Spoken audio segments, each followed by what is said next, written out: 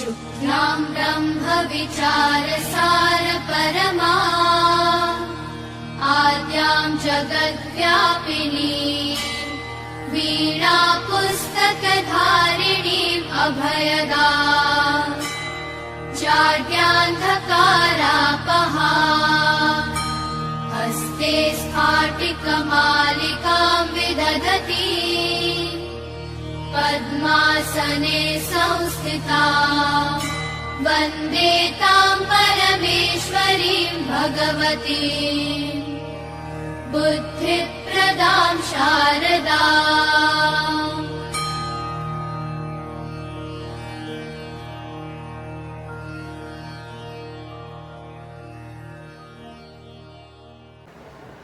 मित्रों, नमः संस्कृताय। भूषण देववाणी द संस्कृत क्लासेस से मैं आपका दोस्त अजय पांडे। हम व्याकरण की कक्षा पढ़ रहे हैं। व्याकरण की कक्षा में हम लघु सिद्धांत कौमुदी का अध्ययन कर रहे हैं। लघु सिद्धांत कौमुदी के अंतर्गत हमने अब तक जो है संज्ञा प्रकरणों को पूरा पढ़ लिया। व्याकरण की भूमिका कुछ पढ़े हम, और उसके बाद संधि प्रकरण में हम 2 संधि पढ़ चुके हैं, यण संधि और अयादि संधि। आज एक नई संधि गुण संधि को प्रारंभ करना है। गुण संधि से पहले गुण संज्ञा हमें पढ़ना है, और गुण संज्ञा पढ़ते हुए फिर हम गुण संधि की तरफ चलेंगे। तो आइए सबसे पहले हम गुण संज्ञा को देख लेते हैं। गुण संज्ञा सूत्र।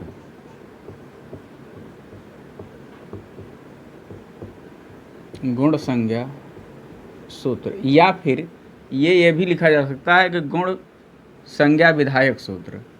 सूत्र है अदेंग गुणः। अदेंग गुणः। इस सूत्र का नंबर है 1, 1, 2। पहले अध्याय के पहले पाद का ये दूसरा सूत्र, मतलब अष्टाध्यायी का दूसरा सूत्र है। मान लीजिए आपसे प्रश्न ये पूछा जाए कि अष्टाध्यायी में वर्णित संज्ञाओं में दूसरी संज्ञा कौन सी है। अष्टाध्यायी में वर्णित संज्ञाओं में दूसरी संज्ञा कौन सी है, तो वह संज्ञा जो होगी वह उस संज्ञा का नाम गुण संज्ञा होगा। अब इस सूत्र की हम वृत्ति पढ़ लेते हैं। सूत्र की वृत्ति जब हम पढ़ेंगे तो सूत्र की वृत्ति में लिखा गया अत एंग च, अत एंग च गुण संज्ञा स्यात्। और यहाँ भी देख लें सूत्र का पदच्छेद, यदि हम सूत्र के में हम संधि विच्छेद कर दें तो ये होगा अत धन एंग हो जाएगा गुण। अत और एंग को गुण कहेंगे। यही हुआ वृत्ति इसकी लिखी गई अत एंग च गुण संज्ञा स्यात्। कहे कि अत और एंग की गुण संज्ञा होती है। अत और एंग की गुण संज्ञा होती है। तो हम यहाँ तक अभी तक यही पढ़ेंगे, अत एंग च गुण संज्ञा स्यात्। अत और एंग की गुण संज्ञा होती है। अब अत से क्या तात्पर्य होगा, एंग से क्या तात्पर्य होगा, तो पहले हम अत को पढ़ लें और फिर हम एंग को पढ़ लेंगे। तो इस अत को पढ़ाने के लिए एक सूत्र आया तपरस तत्कालस्य। तो इस सूत्र की वृत्ति यही थी, अत एंग च गुण संज्ञा स्यात्, मतलब अत और एंग की गुण संज्ञा होती है या अत एंग गुण कहे जाते हैं। तो जब हम अत पहले पढ़ लें फिर एंग हम पढ़ लेंगे, तो दोनों को पढ़ करके तब पता कर लेंगे कि किसकी गुण संज्ञा होगी। तो अब हम जब पढ़ ले अदेंग गुणः अत एंग च गुण संज्ञा स्यात्, अत और एंग की गुण संज्ञा होती है। और यहाँ भी बताए अत एंग गुणः, अत और एंग गुण संज्ञक होते हैं। वृत्ति के बाद अब सूत्र है तपरस तत्कालस्य। तपरस तत्कालस्य।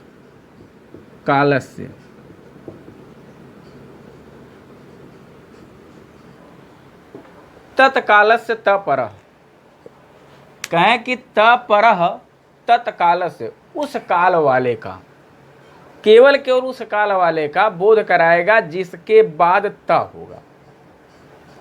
यही है त पर, त हो पर में जिसके, त पर त हो पर में जिसके, तो त पर में हो जिसके।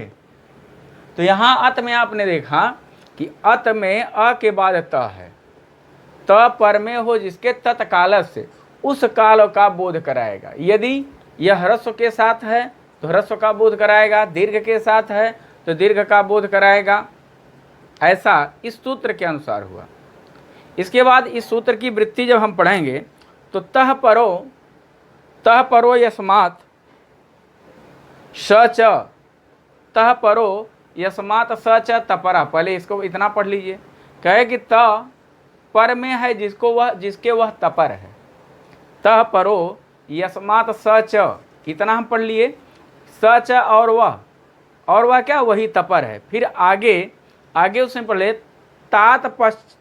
तात परश्च उच्चार्यमाण, और ता के बाद तात कहाँ का रूप बनेगा, यह पंचमी विभक्ति एक वचन का रूप बनेगा।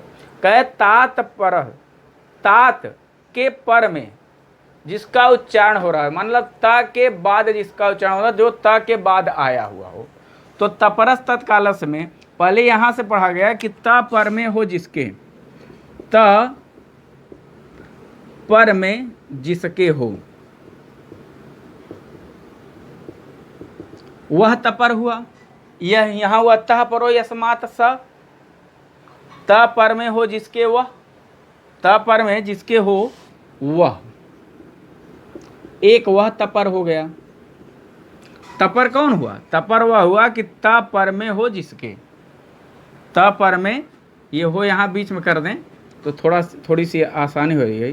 त पर में हो जिसके, वृत्ति के अनुसार है कि स च और वह, और क्या, तात परश्च उच्चार्यमाण समकालस्यैव संज्ञा स्यात्। करें कि और जो ता के बाद बोला जाएगा और जिसका उच्चारण ता के बाद हो, मतलब जो ता जिसके बाद हो वह भी तपर होगा और ता जिसके पहले हो वह भी। तो दूसरा क्या होगा, त के पर में हो जो,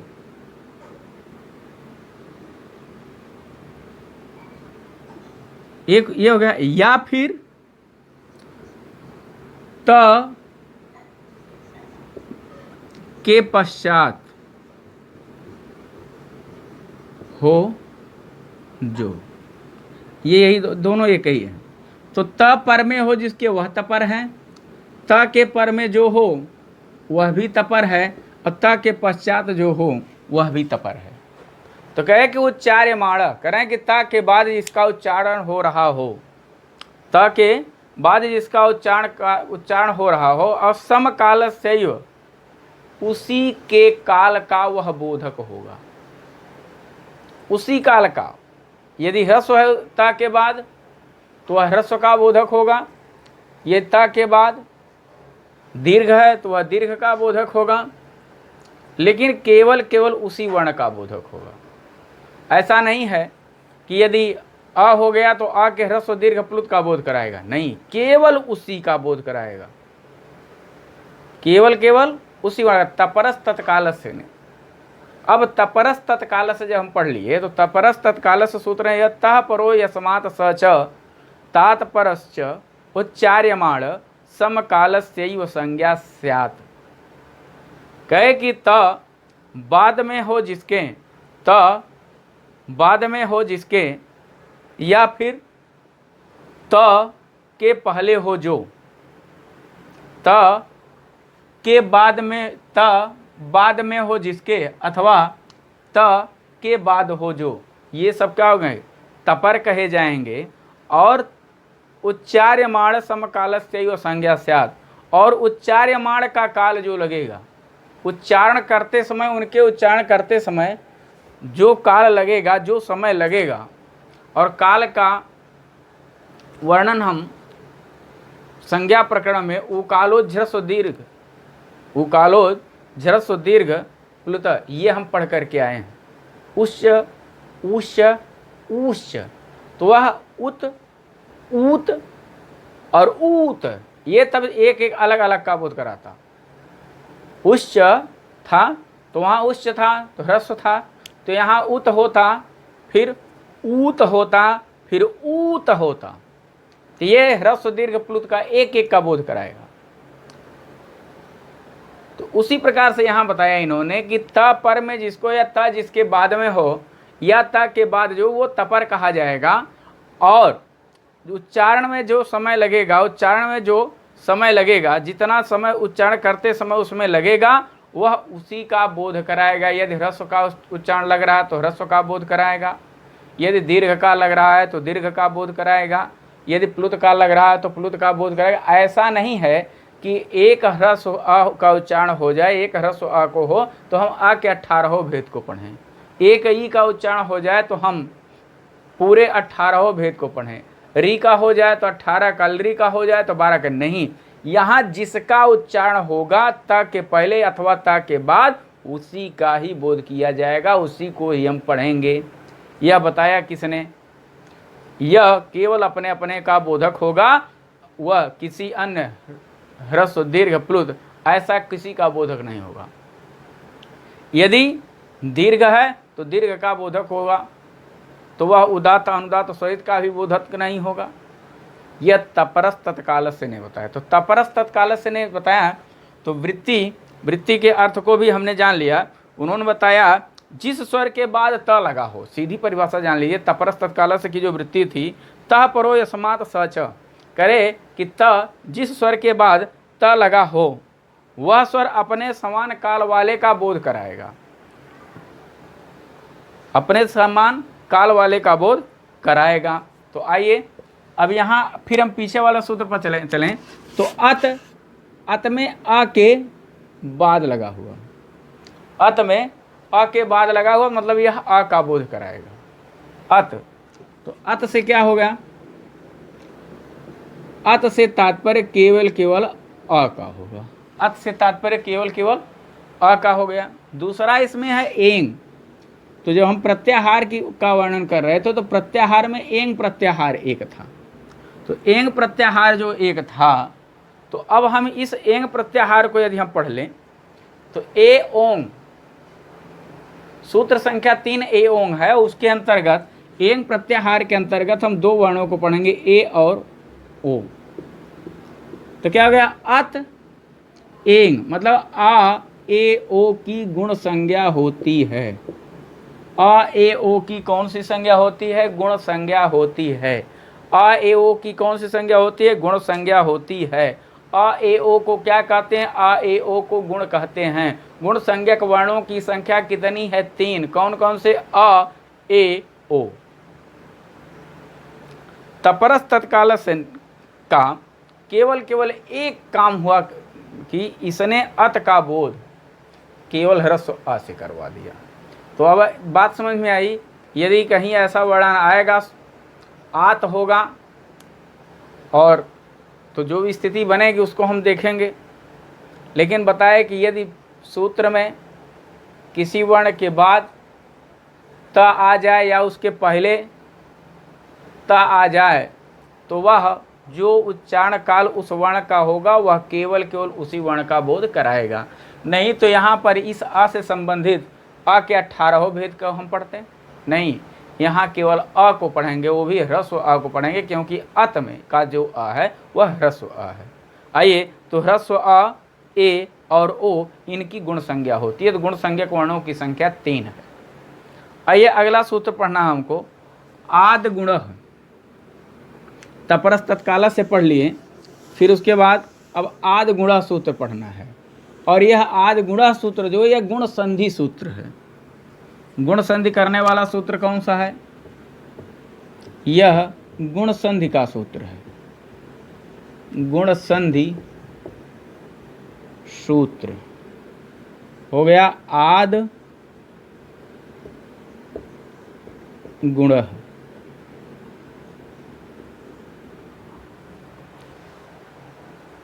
अब यहाँ पर इस सूत्र में भी 2 हुआ, वहाँ अत एंग गुणा था, यहाँ आद गुणा हो गया। आद फिर गुणः। अब गुणः में पहले आप जान लीजिए, गुणः का मतलब अब जहाँ जहाँ आप पढ़ेंगे पूरे अष्टाध्यायी में या पूरे लघु सिद्धांत कौमुदी में या जितने भी व्याकरण ग्रंथ हैं, जहाँ जहाँ आप गुणः पढ़ेंगे, जहाँ जहाँ आप गुण पढ़ेंगे, वहाँ ए क्षमा कीजिएगा, अ ए ओ का बोध होगा। अच्छा, यहां से भी गुण, गुण कितने? 3। अच्छा, गुण कितने? 3। चाहे यहां व्याकरण शास्त्र में पढ़ लीजिए, चाहे दर्शन में पढ़ लीजिए, सतरजतम, 3 गुण। 3, ये तो संख्या तो बराबर है, संख्या बराबर है, सतरजतम। अब साहित्य में यदि हम पढ़ लें तो मुख्य गुण भी 3 ही होते हैं, प्रसाद, ओज, माधुर्य। मतलब गुण की संख्या 3 ही है, चाहे वह व्याकरण शास्त्र में हो, चाहे वह दर्शन का हो, चाहे मानव जीवन का हो, चाहे दैवीय शक्तियों का हो, सतरजतम। और 3 गुण, गुण कहने का मतलब 3 ही होता है, और तीनों गुणों के आधार पर मानव की श्रेणी भी 3 है, उत्तम, मध्यम, अधम। आइए अगला सूत्र हमें पढ़ना है, आद गुण। कहे कि आद गुण, कहे कि आद, आद पंचमी विभक्ति है, मतलब आत, आ के बाद। अब यह आत जो है वह अत जैसा नहीं है, जिस अत की हम बात करके अदेंग गुणा में आए हैं उस आत जैसा नहीं है। ये ऐसा नहीं कहेंगे कि यहाँ आत से केवल दीर्घ आ का बोध होगा, नहीं, यहाँ आत से तात्पर्य, तो आप जो है जैसे अकारांत रूप अ का रूप यदि हम चलाएं अ, अच्छा आ को छोड़ दीजिए, हम नर का रूप चला लेते हैं, नर का, नर अकारांत है, और यहाँ आ कर लीजिए, चलिए लिखिए, नरह, एक वचनांत लिखेंगे, नरम, नरेण, नराय, नरात, नरस्य, नरे। हे नर पढ़ लेंगे। फिर आइए आस का, अह, अम, एन, आय, आत, अस्य, ए। अब यही है आत, यही आत यहाँ भी, इसे आत भी लिख सकते हैं, आद भी लिख सकते हैं। आत गुण या आद गुण, आत गुण या आद गुण। आत गुणा में जो द दिख रहा है आद गुणा में, सही सही वह ता है, या जो ता दिखता है पंचमी विभक्ति में, वाव साने सूत्र है, वाव साने से विकल्प विकल्प से ता और द हो जाता है। तो आत कहाँ का है? यह अ का रूप है आत, मतलब यह ह्रस्व और दीर्घ दोनों आ का बोध कराएगा, दोनों का नहीं बल्कि ये 18 भेद का बोध कराएगा आत। इसे तपरस तत्कालस्य से न जोड़िएगा। आइए, तो आद गुण कहे आत हो, आत के बाद हो तो गुण होगा, तो क्या हो? तो हम सूत्रेषु अदृष्टम पदम सूत्रांतरात अनुवर्तनीयम सर्वत्र। आइए, तो आत, इस सूत्र की संख्या है, इस सूत्र की संख्या है 6187। आद गुणा की संख्या कितनी? 6187। और इको एणच की संख्या क्या है?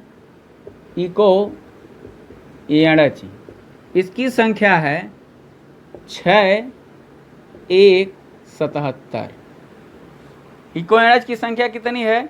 6177। और आद गुणा की संख्या कितनी है? 6187।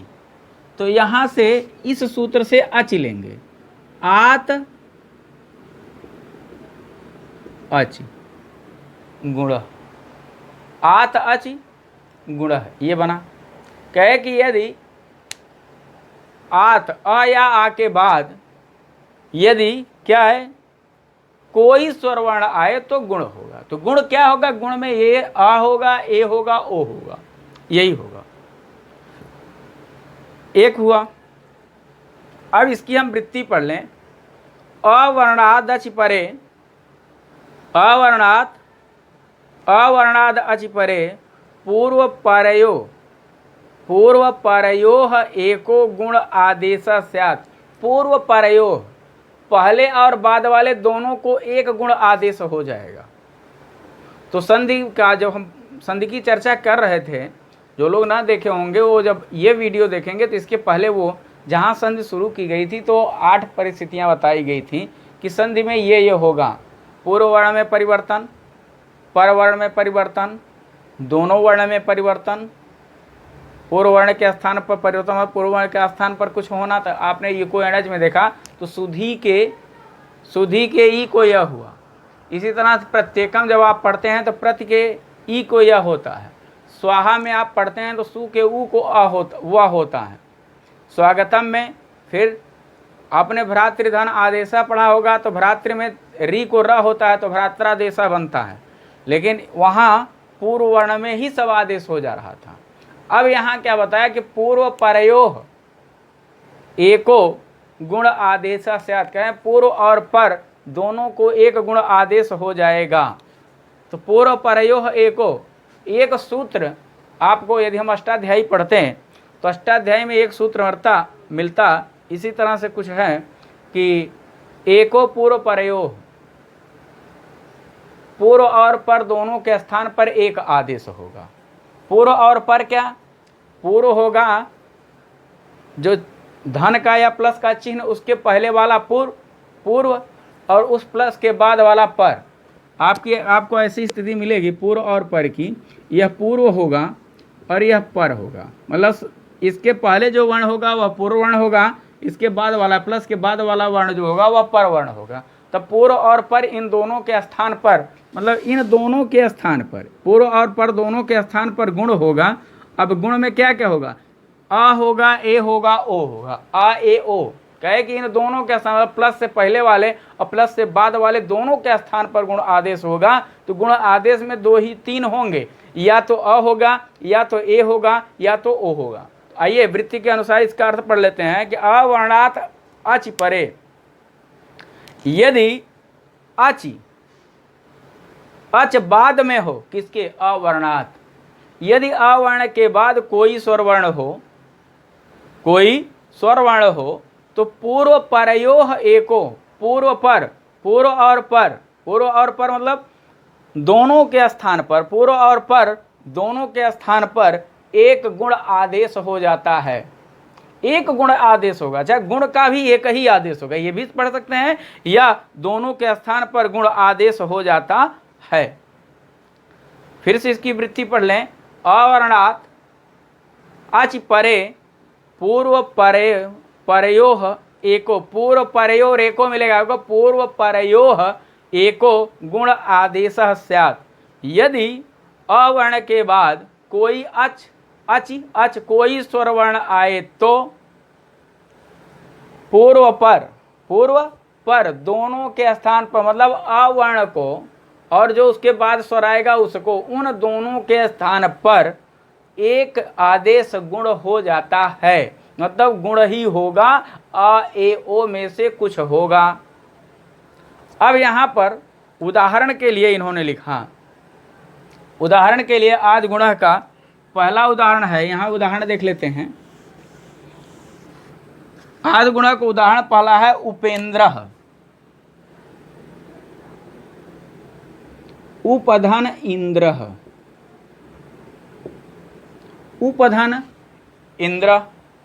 अब उपधन इंद्रः में जब देखा गया तो यहाँ आ है, आ के बाद कोई स्वरवर्ण हो तो आ के बाद ई है, तो हम इसको ऐसे लिख लें, उप धन आ, 2 धन कर देंगे तो थोड़ी दिक्कत होगी, धन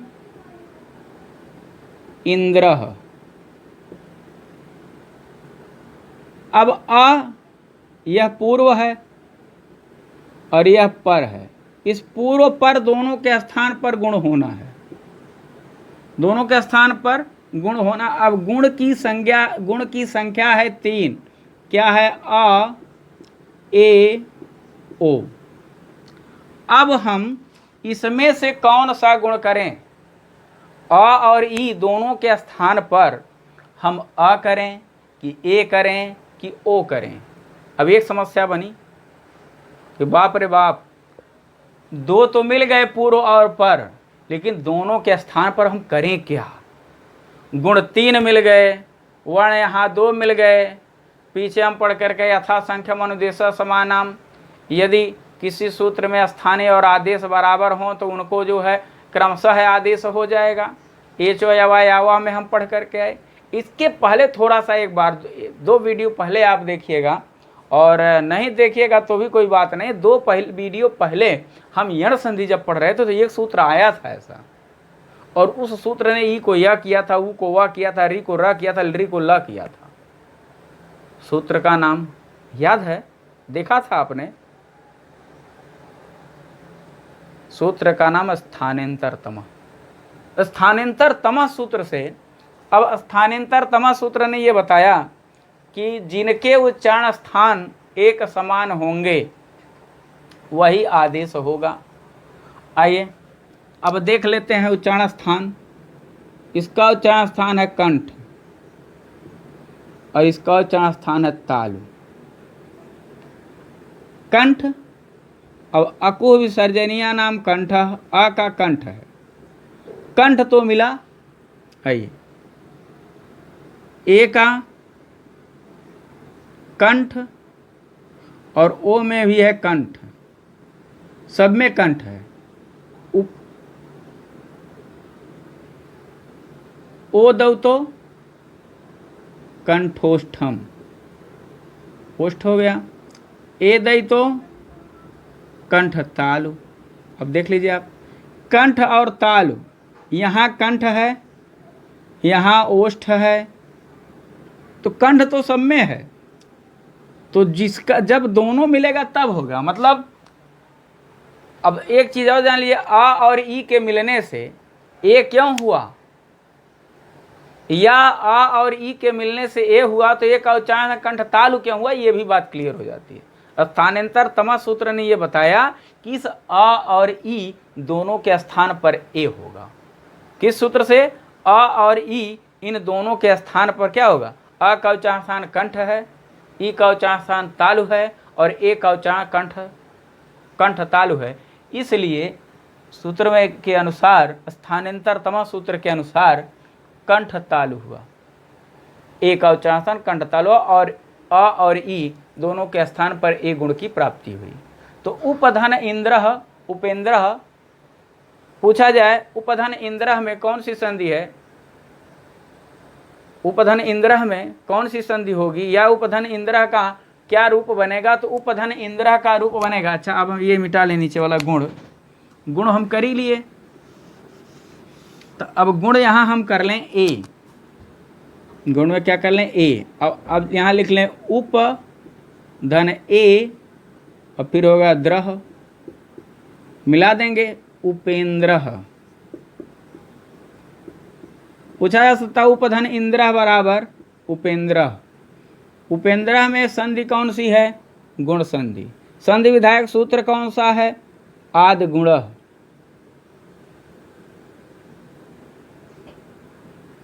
अब इसकी सिद्धि यदि हम देखते हैं तो सिद्धि में बस इतना लिखना था कि उपधन इंद्रः इस स्थिति में आद गुणः सूत्र से, किस सूत्र से? आद गुणः सूत्र से गुण आदेश की प्राप्ति हुई। तो जब गुण आदेश की प्राप्ति हुई तो वहाँ पर 3 गुण प्राप्त हो रहे थे, अ ए ओ, अ ए ओ। अब ये नहीं पता चल पा रहा था, ये स्पष्ट नहीं हो पा रहा था कि इस उप और इंद्र, उप के अ और इंद्र के ई दोनों के स्थान पर कौन सा गुण हो। तो स्थानांतरतम सूत्र आया और इस समस्या का निदान किया, और उसने बताया कि भैया अ और ई इनके उच्चारण स्थान दोनों मिलाकर के कंठ तालु हैं, और एक गुण ए है जिसका उच्चारण स्थान कंठ तालु है, जिसके दोनों के स्थान पर ए हो जाएगा, और उपधन इंद्र से फिर उपेंद्र रूप सिद्ध हो जाता है। आइए अगला उदाहरण इन्होंने दिया है गंगोदकम। अगला उदाहरण है गंगा धन उदकम। गंगा धन उदकम। गंगा ऐसे लिख लें, गंग धन आ धन उदकम। इस ऊ को लेना है, इस आ को, इन दोनों के स्थान पर क्या करना है, गुण। इन दोनों के स्थान पर क्या करना है, गुण करना है आपको। गुण में क्या क्या मिलेगा, अ ए ओ, अ ए ओ, ये 3 गुण आपको मिलेंगे। अब जब गुण होगा तो आ धन उ बराबर या तो अ होगा, आ धन उ बराबर या तो ए होगा, आ धन उ बराबर या फिर ओ होगा। तो अब गंगा धन उदकम, विच्छेद करने पर गंगा धन उदकम हुआ। गंगा के का जो आ है वह अवर्ण है, गंगा का जो आ है वह अवर्ण है, और इसके बाद स्वर उ आया है। उसके बाद कौन सा स्वर आया है, उ आया है। अब इस आ और उ के स्थान पर कौन सा गुण होगा, यह जब जब समस्या बनी, जैसे ही यह समस्या बनी त्यों ही स्थानांतर तमा सूत्र आया, और स्थानांतर तमा सूत्र ने यह बताया कि अ का उच्चारण स्थान कंठ है, उ का ओष्ठ है। अ का क्या है, कंठ, अ का उच्चारण स्थान क्या है, कंठ, और उ का ओष्ठ। तो अभी हम पीछे पढ़े थे कि अ का कंठ, ए का कंठ तालु और ओ का कंठोष्ठ, मतलब इसके स्थान पर जो होने वाला गुण है वह गुण होगा ओ।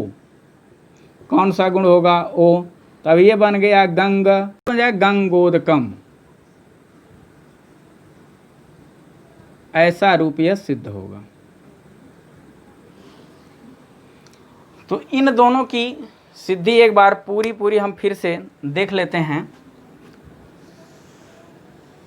इसी तरह से महोत्सव मिलेगा आपको, रमेशः मिलेगा, सुरेशः मिलेगा।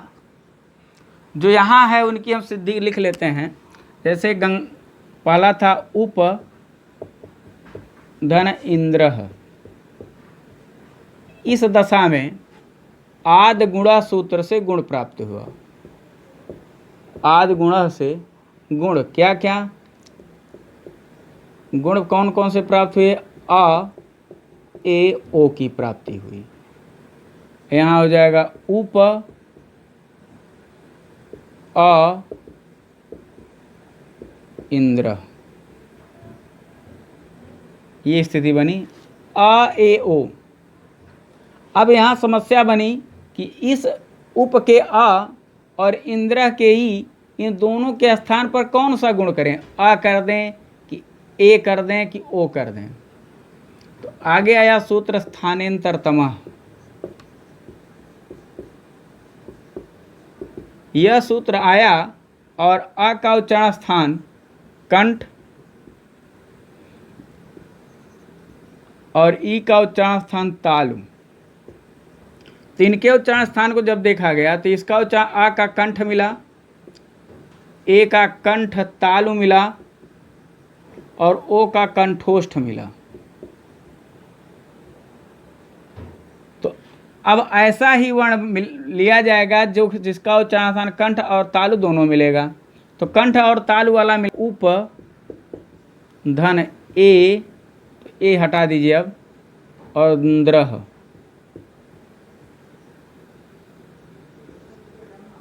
योग करा देंगे तो उपेंद्र रूप सिद्ध हो जाएगा। आइए फिर अगला इसी का है गंगोदकम। गंगोदकम गंगाधन उदकम गंग धन आ धन उदकम, माने गंगा का जल। गंगोदकम का यदि हम सामासिक विग्रह करते तो गंगा या उदकम हो जाता है। ये गंग आ उदकम। अब आ उ, आ या आ का उच्चारण स्थान कंठ, उ का ओष्ठ। तो अब इसका उच्चारण स्थान क्या है, कंठ है, इसका क्या है, ओष्ठ है। तो ऐसा वे कंठोष्ठ। अब ऐसा वर्ण यहाँ बनेगा जिसका उच्चारण कंठोष्ठ होगा, तो ऐसा वर्ण आपको गुण में मिलेगा ओ। यहाँ देखिए कंठोष्ठ लिखा हुआ। अब गंग ओ दकम मिला देंगे, गंगोदकम, यह रूप सिद्धि हो जाएगी। अब यहाँ गंगोदकम दिया तो महोत्सव का भी इसी तरह से हम कर सकते हैं, महाधन उत्सव। महाधन उदय का करेंगे महोदय हो जाएगा। तो इसी तरह से और भी सिद्धियां आप लोग अपने से करिएगा और संधि पूरी हो जाने दीजिए। तो हम हर संधि से संबंधित कम से कम 10 12 15 उदाहरण जो भी हमारे पास होंगे उन सब उदाहरणों को हम आप तक पहुंचाएंगे। आइए, और सबकी सिद्धि इसी तरह से होगी। महोदय की भी सिद्धि इसी तरह से होगी। महाधन उदय अ, उदय का उ, कंठ ओष्ठ, कंठोष्ठ ओ, महोदय हो जाएगा। महोत्सव भी महाधन उत्सव आ उ ओ, महोत्सव हो जाएगा। बस एक बार दो बार ध्यान देने की जरूरत है, फिर आपका ये क्लियर हो जाएगा। आइए अगला सूत्र हम पढ़ लेते हैं। इत संज्ञा सूत्र है। उपदेशे अजनुनासिक इति, उपदेशे नासिक इत, उपदेशे अजनुनासिक इत। तो कहे उपदेश का जो अच अनुनासिक होगा उसकी इत संज्ञा होगी। बस इतने इसमें है ही है। कहे उपदेश में जो अनुनासिक अच होगा उसकी इत संज्ञा होगी। उपदेश में जो अनुनासिक इत होगा उसकी क्या होगी? इत संज्ञा होगी। यहाँ इन्होंने वृत्ति में लिखा उपदेशे अनुनासिको अच इत संज्ञा स्यात्। यहाँ उपदेशे अच अनुनासिक लिखा और वृत्ति में क्या इन्होंने लिखा? उपदेशे अनुनासिको अच। उपदेश की अवस्था में या उपदेश में आया हुआ जो अनुनासिक अच होगा उसकी इत संज्ञा होगी। तो यहाँ फिर लिखा प्रतिज्ञानुनासिक्या पाणिनीया। अब पाणिनि ने सूत्र में ही ये बता दिया कि अनुनासिक क्या है। जैसे अनुनासिक को इन्होंने पीछे के सूत्र में मुख नासिका वचनोनुनासिका में बता दिया, या फिर इन्होंने सूत्र में भी बताया कि लण का आ जो है वह भी अनुनासिक होगा। तो इसके पहले हम यदि हम नंबर देखते हैं अष्टाध्यायी क्रम में, तो इसका क्रम है 1 3 2। इसका क्रम क्या है? 1 3 2। जबकि हलंत्यम सूत्र है 1 3 3। मतलब यदि हम अष्टाध्यायी पढ़ते तो पहले उपदेशजनुनासिकित पढ़ते, उसके बाद हलंत्यम पढ़ते। वहां की वृत्तियां देखिए, उपदेशे अंत्यम हलित स्यात् वहां था, उपदेशे अज अनुनासिक, देखिए उपदेशे अनुनासिक अच इति, उपदेशे अनुनासिकोज इत संज्ञा। और वहां क्या था? उपदेशे अंत्यम हलित स्यात्। तो दोनों में, एक में वह सूत्र क्या था? उपदेशे अंत्यम हलित स्यात् जो था, जो हलंत्यम सूत्र था, वह व्यंजन वर्णों की संज्ञा कर रहा था। जो कौन सा सूत्र था? हलंत्यम सूत्र था। वह किसकी संज्ञा कर रहा था? व्यंजन वर्ण की। और कैसे? व्यंजन वर्ण की अंत में आए हुए व्यंजन वर्ण की संज्ञा कर रहा था। और यह किसकी संज्ञा करेगा? स्वर की संज्ञा करेगा। तो स्वर की संज्ञा करने वाला सूत्र, मतलब यदि हम पढ़ते तो पहले स्वर की संज्ञा किया किसने? पाणिनि महोदय ने। उपदेशे अजनुनासिक इत, पाणिनि महोदय तो इतना ही लिखे थे। और जितनी वृत्ति लिखी गई सब वृत्ति जो भट्टो जी दीक्षित के द्वारा लिखी गई, इसीलिए उनको वृत्तिकार कहा जाता। तो भट्टो जी दीक्षित ने पूरी अष्टाध्यायी पढ़ा। अष्टाध्यायी पढ़ करके कहाँ किसकी आवश्यकता पड़ी, किस सूत्र से क्या अनुवृत्ति लेनी पड़ी। उस जैसे अभी पीछे हम आदि गुणा सूत्र पढ़े तो हमने एक सूत्र का नाम एको पूर्व परयोह आदिशा, ऐसा कोई सूत्र है। तो कहे कि पूर्व और पर को एक आदेश हो जाएगा, तो गुण में हमने ऐसा देखा। अब इसमें यही पढ़ना, उपदेश की अवस्था में, उपदेश में अनुनासिक स्वर की इत संज्ञा होती है। उपदेश में अनुनासिक इत की क्या होती है, अनुनासिक स्वर की क्या होती है, इत संज्ञा होती है। तो अब हम उपदेश पढ़ लें। क्या है उपदेश? के लिए हमने पढ़ा था प्रत्यया शिव सूत्राणी आदेश आगमस्तथा।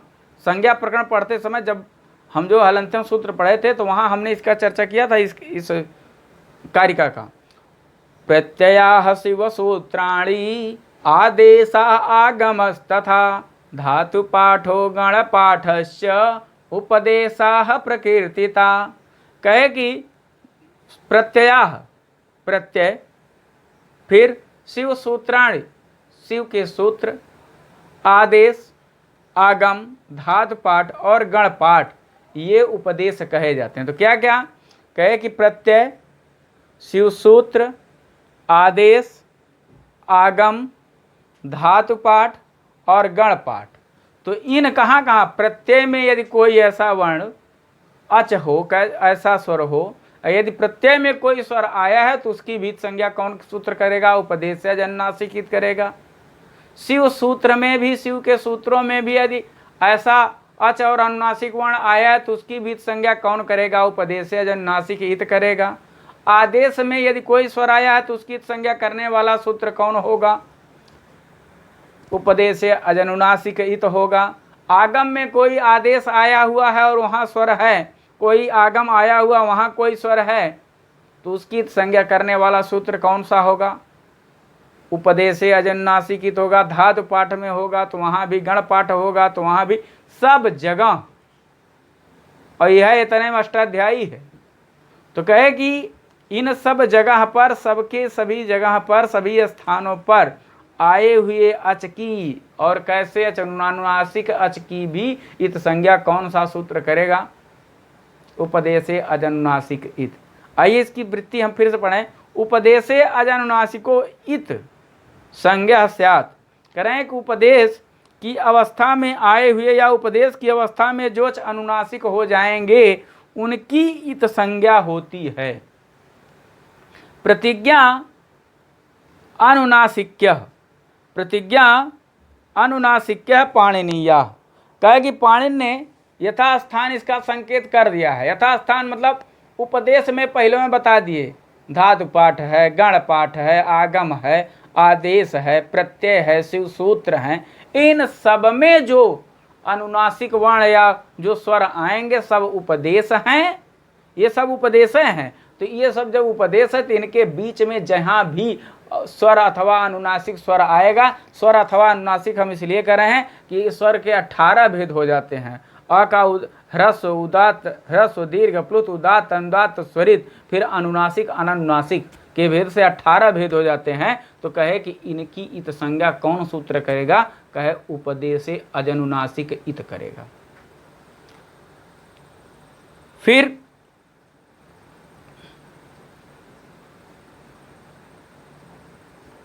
अब इसमें फिर क्या हुआ? फिर मैं बताया कि लण सूत्रस्थ वर्णेन सह उच्चार्यमाणो रेफो रलयो संज्ञा। करें कि अब जो लण सूत्र में स्थित अ है, किस सूत्र में? लण सूत्र में। लण सूत्र कौन सा है? अयुण, रिलरिक, एओंग, अयोच, हैवरट, लण। सूत्र संख्या 6। सूत्र संख्या 6 में कहें कि जो लण सूत्र है, लण सूत्रस्थ वर्णेन सहोच्चार्यमाणो रेफो रलयो संज्ञा स्यात्। कहे कि लण सूत्र में जो उच्चरित होने वाला किसके साथ? सह उच्चार्यमाणो, साथ साथ उच्चरित होने वाला। किसके साथ उच्चरित होने वाला? ल के बाद अ है, ल के साथ उच्चरित होने वाला अ। रेफो रलयो संज्ञा स्यात्। करें कि वह रेफ और र, रेफ माने र और फिर कहता बताएं रलयो, वह रेफ जो होगा वह र और ला दोनों का बोधक होगा। तो इन्होंने बताया लण सूत्र के ल के बाद जो अस्वर है, पाणिनि ने उसे अनुनासिक किया है, उसे अनुनासिक किया है। इसीलिए जब जब आप पुस्तक देखेंगे तो कहीं कहीं आपको सीधे लण मिलता है और कहीं कहीं आपको ये सूत्र लण मिलता है। तो कहे कि पाणिनि ने इसको लण, इस ल धन अ, इस आ को यहाँ ऐसे कर देते ल धन अ धन ण, तो यहाँ करते तो क्या होता, ये स्थिति बनती। कहे कि इस आ को, इस लण सूत्र के आ को पाणिनि ने क्या किया है, पाणिनि ने इसको अनुनासिक माना है। पाणिनि ने इसे क्या माना है, अनुनासिक माना है, अनुनासिक स्वीकार किया है। तो कहे कि अब यह आ, इस आ की फिर हलंतम में पढ़े थे, हलंतम सूत्र में ही हम पढ़े थे, या हलंतम सूत्र के बाद हम पढ़े थे, लण मध्य तू आ इत संज्ञका।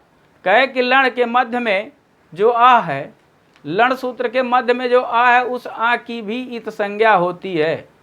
यही पढ़े थे हम, लण मध्य तू आ इत संज्ञका। कहे कि लण के मध्य में जो आ है उसकी इत संज्ञा हो जाती है। अब जब उस आ की इत संज्ञा हो गई, किस आ की, लण के मध्य में जो ये आ है, इसकी इत संज्ञा हो गई, तो इत संज्ञा होने के बाद तस्य लोपा से इसका हो जाएगा लोप।